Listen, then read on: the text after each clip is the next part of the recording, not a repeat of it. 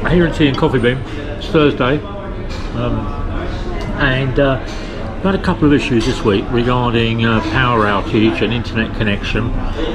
So I've not been able to get online Tuesday and Wednesday because of limited speed and limited electricity supply and stuff like that. But it's okay, it's all done, it's all up and done. But on Monday I was talking to somebody in the UK. It's called DWP, Department of Works and Pensions, because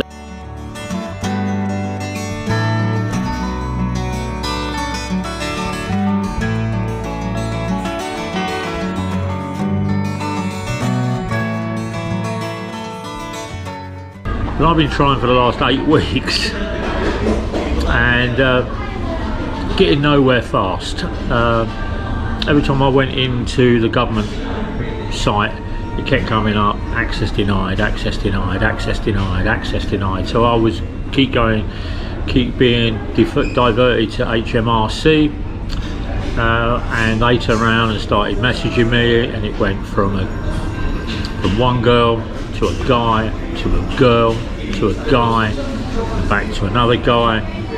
And they were all explaining what I needed to turn around and do, and I needed to get an applicator, and I needed to turn around and do all of this gobbledygook stuff. And great, unbelievable. When you're young and your eyesight is working and your fingers are working and you understand all of this IT technology, and you can navigate everything blindfolded in your sleep while you're at 10,000 feet.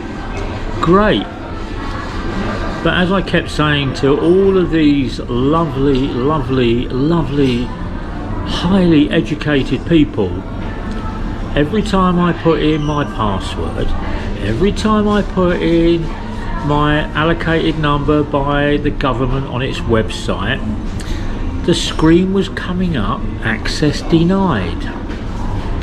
So it doesn't matter how many times you explain to me what I need to do, access denied doesn't allow me in. So get rid of the access denied and I'll be able to follow your instructions. Well, you can gather 8 weeks of talking to highly, and I mean highly educated people that don't actually understand the system is saying when you put in your password and when you put in your 12-digit number for the government and it says access denied and it goes to a white screen with access denied written on it, doesn't matter what provider, what browser, what computer, what mobile phone, what I'm doing, I can't get past a blank page saying computer says no. So 8 weeks and I get to a guy called Richard, and he cleared access denied from their end, not my end, from their end. And this Monday I downloaded my paperwork so that I can apply for my pension. Now in that I need to send my birth certificate. Well, I'm not doing that because I live in the Philippines, and if I send my birth certificate I'm not going to get it back, which means my documentation here will be compromised. They need other things like death certificate, they need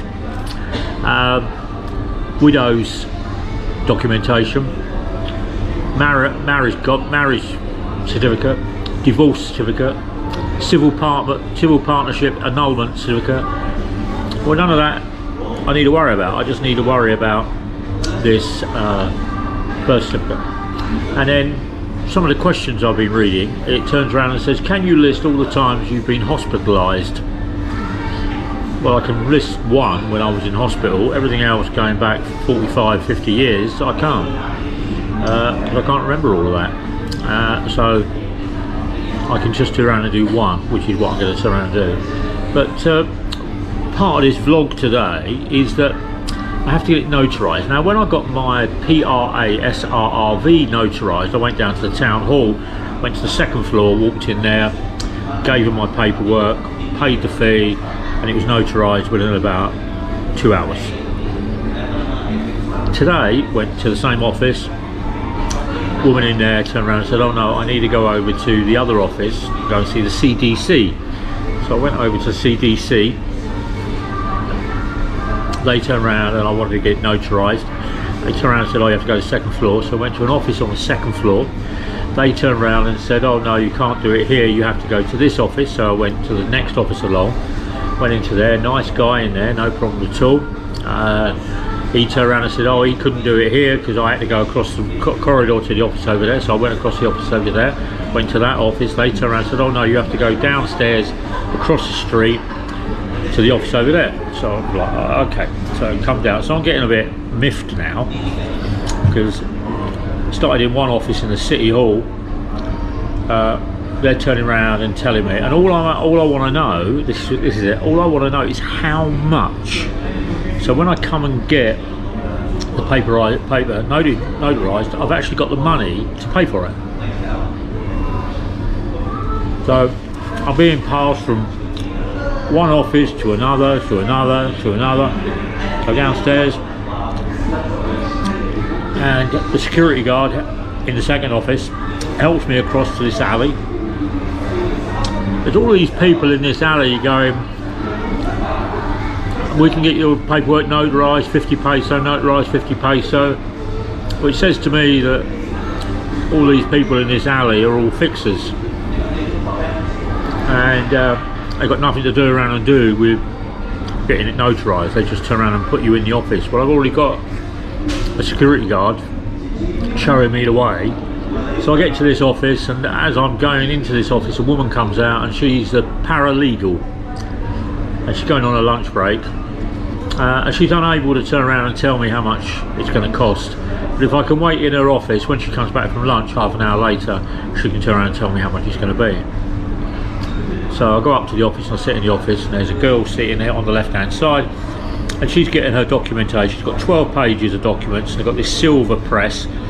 They're pushing it down. They go to the girl, 300 peso. Oh, I go, oh, okay, so 300 peso.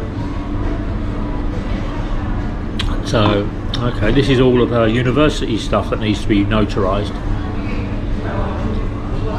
So, wait 30 minutes. Back comes this paralegal, sits down, goes, hello, starts asking me the same question she did on the street. I then turn around and answer the same questions. And I turned around, she said, oh, you want 2 documents? I said, yeah, I want a covering letter and a copy of my birth certificate, because I'm not sending my original birth certificate back to the UK, because contrary to what the UK will turn around and say, you'll get it back. You won't. It will go in the post, and it won't get back to me, and I'll lose my original birth certificate. So they're going to get a notarized birth certificate. So I said to the woman, what documentation do I need? She goes, oh, just bring the 2 documents and we'll notarize it. I said, well, how do you know it's me? She goes, oh, you can bring your passport or any form of ID. Okay, right, that's okay. And then I turn around, big question. So how much is it? Remember, the girl on my left, when I came into the office, had 12 pieces of paper, all notarized with that solicitor's stamp. She got charged 300 peso for 12 copies. So the woman sat there, and I turned around. So all they're doing is checking to make sure the information and the paperwork is correct. So I've got a covering letter, and I've got a copy of my birth certificate. 1,500 peso. That's a bit of a shock, really. It's not 1,500 peso for both. It's 1,500 peso for the covering letter, but it's 1,500 peso for a copy of the birth certificate, because that little stainless steel stamp is really, really expensive. Yeah, because it's linked to the attorney. I said, well, when's the lawyer or attorney going to turn around and do this? She goes, well, he won't be here tomorrow. She goes, that's why I do it. I said, so you've got that little stamp, you just press it down? And she said, yeah. I said, well, the woman before me got 12 copies of paper done by this guy for 300 peso for 12 copies. You're telling me that it's 1,500 for a covering letter and 1,500 for my birth certificate, or copy of my birth certificate. And she looked at me and she goes, well, that's the price. I said, okay, I'll give you my email address. You email me the prices that are on the Philippine website for notarization fees for this attorney, this lawyer, and I'll pop back tomorrow morning at 10 o'clock once you've sent me the email tonight. Here's my email address, and I need to see that before I turn up at this office with 3,000 peso when that woman gets it for 300. I don't think that's right, but that's what you're telling me. Give you the benefit of the doubt. Send me the paperwork. So I came out of that office and go back downstairs. People are going, we can notarise your paperwork, 50 peso, 50 peso. I've just been told 1,500. Plus I give you 50 to take me to the office. How does that work? So not a productive day, really. I find it bizarre that. So I'm going to go to a different attorney tomorrow. I'm going to go to Carpio Duterte down on JP Laura, and I'm going to ask them how much it will cost to get my 2 pieces of paper notarized so I can send it back to the UK to complete my pension claim form. Anyway,